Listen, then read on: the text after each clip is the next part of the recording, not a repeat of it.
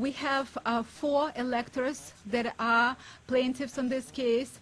And just to give you an idea, we have Kathleen Flanagan, she's an elector, Mr. Turner, who is an elector, and not only that, Mr. Turner is a veteran. He served 7 years defending this country.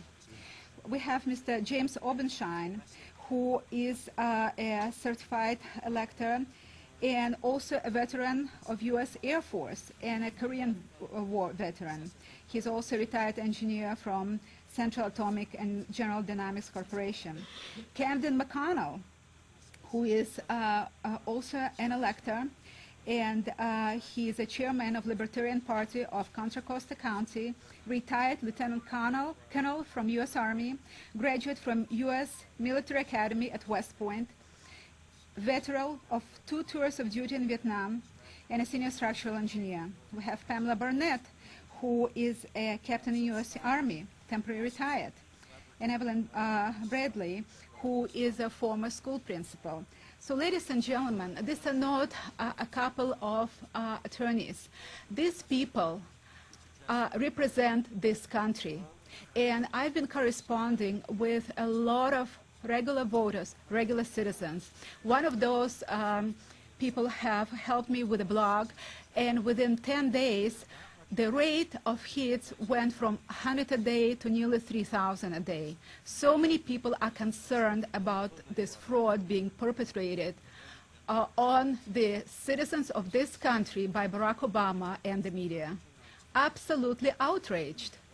And I would like Mr. Obama to look in the eyes of somebody like Mr. Turner, who risked his life for this country, and tell him arrogantly, as he did until now, that he wouldn't do as little as take 1 minute of his time, sign a consent form, and say, I, Barack Obama, consent for release of all necessary documents to prove my eligibility. How hard it is to do. This man risked his life for this country, and all the other people on the in this lawsuit did so.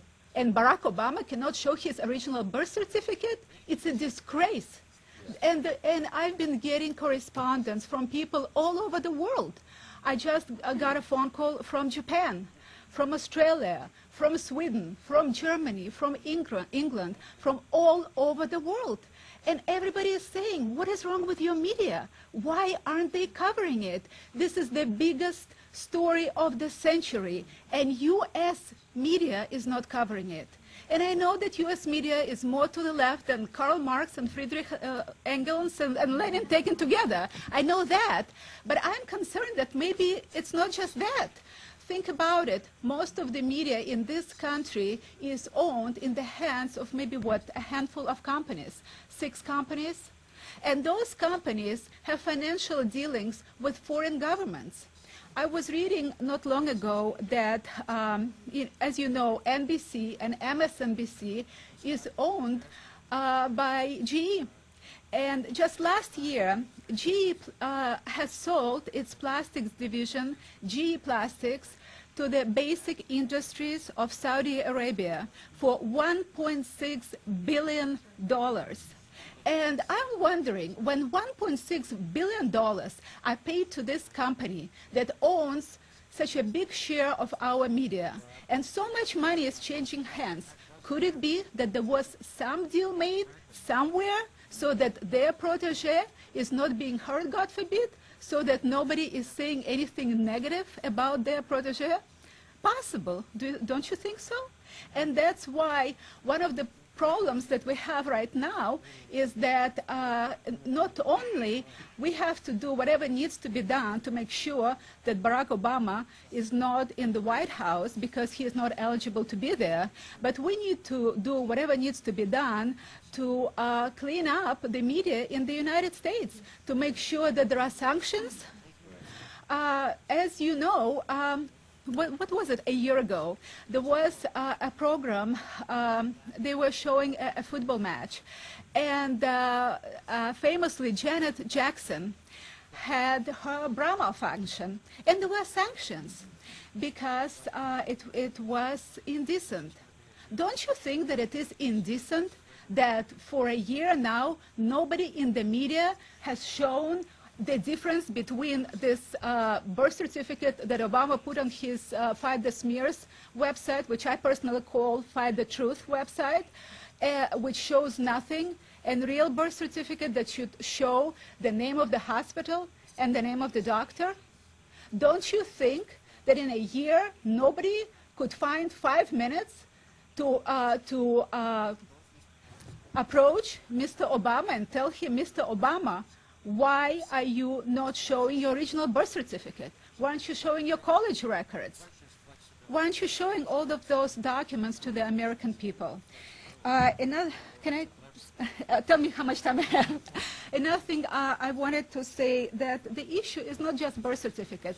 Birth certificate just helps illustrate this issue. But the point is, regardless of where Mr. Obama was born, whether he was born in Hawaii or Kenya, he is not a natural-born citizen. It makes no difference. And in the legal action of Lightfoot v. Bowen, I have brought citations from framers of our Constitution. When U.S. Constitution was written, prior to it being adopted, the first Chief Judge of the United States of America, John Jay, has written a letter, and this letter was written to George Washington.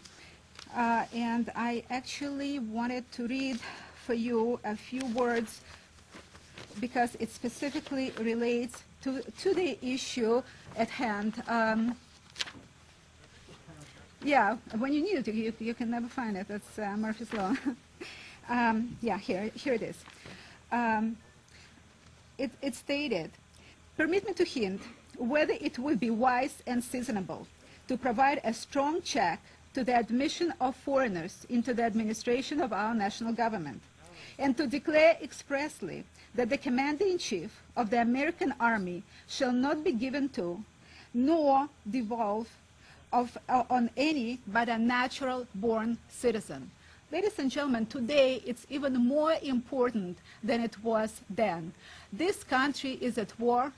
We had a serious problem. We had 11 terrorists who represent radical Islam slaughter 3,000 American citizens in Twin Towers and in Washington, D.C., not far from here. In this situation, where we have American soldiers fighting in Afghanistan, in Pakistan, how can we put in the White House a person that we have no clue who he is? For all we know, this person can have passports of 4 different countries, and we're going to put him in the White House? John Jay, the Chief Justice of the United States of America, has warned us against something like this, and that's what is happening. Let me go further.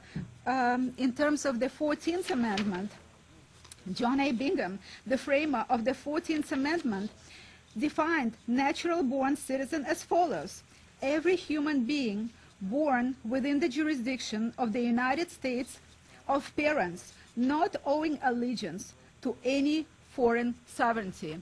And due to the fact that Mr. Obama's father, who is Kenyan, and Kenya was a British protectorate at a time, he was a British citizen. He owed allegiance to the Great Britain. Mr.